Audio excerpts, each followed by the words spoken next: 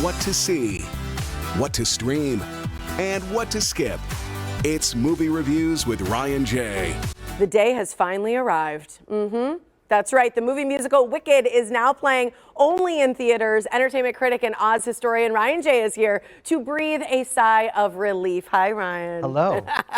So are you so excited? This was like, you've waited forever for this. This is a holiday in my life. Yeah. Yes. And I've seen it 8 times now. We saw it together last night. Last night we went together, yes. How'd you like it? I did wear a crown for you and pink, and I loved it. Yes. I mean, there's no way you cannot fall in love with this can't. movie. It's honestly just the best movie ever made, not only as a regular movie standalone, but it is a new standard. It has totally revitalized what it means to be a movie musical. We know that movie musicals have struggled to find an audience over the years. This sets a new bar. And I talked to the screenwriter Winnie Holzman and composer of the music and lyrics Stephen Schwartz just about how magical this movie is and some things to look out for. Take a look.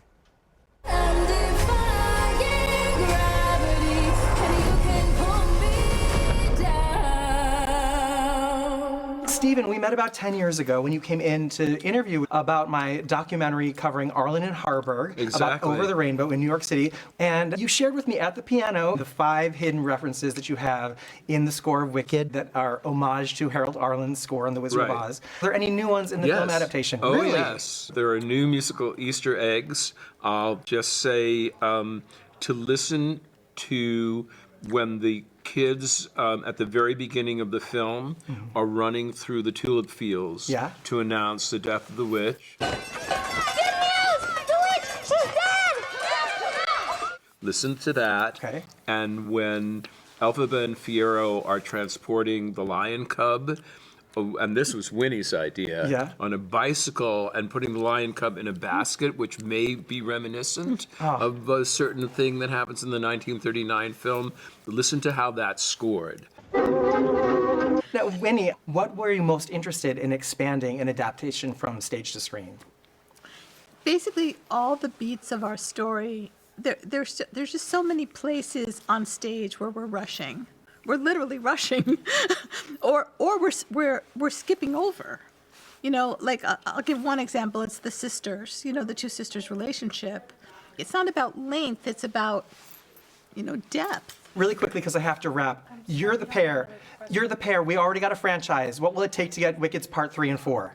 We're actually talking about something. It's just under wraps, and we can't say too much about it. But it's not called Wicked Part 3 or 4. No, Okay. no. Well, But thank there you. is something we're talking about. Thank you so much. If there are no further questions, I'm gonna go.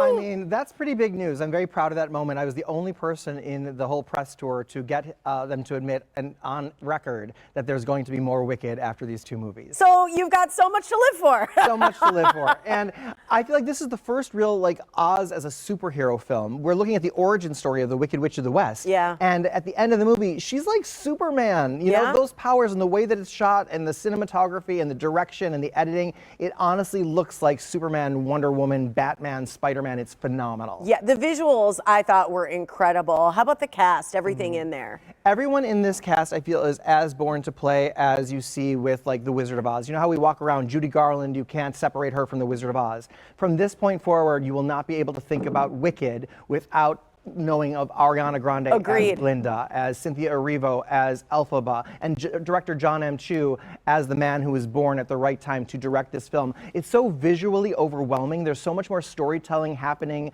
in the visuals that you don't get on the stage version, in terms of space and location and all of the sets and the costumes and everything. It's so much to take in. It's worth repeat viewings that way. Oh, the effects were awesome. I was actually surprised at how much humor there was. They were really funny. Yes. It's much funnier even in the stage show. Like Fiyero, Jonathan Bailey is much funnier. You also have really fantastic locations when the CGI is almost subtle. There's not much of it. Everything was actually really built within this film, all the sets and things. That's one of the things you said to me, not only while we were watching it, but before too, is even the big train was a real train. It really was a 16-ton train. They planted 9 million real tulips. And I have a prediction.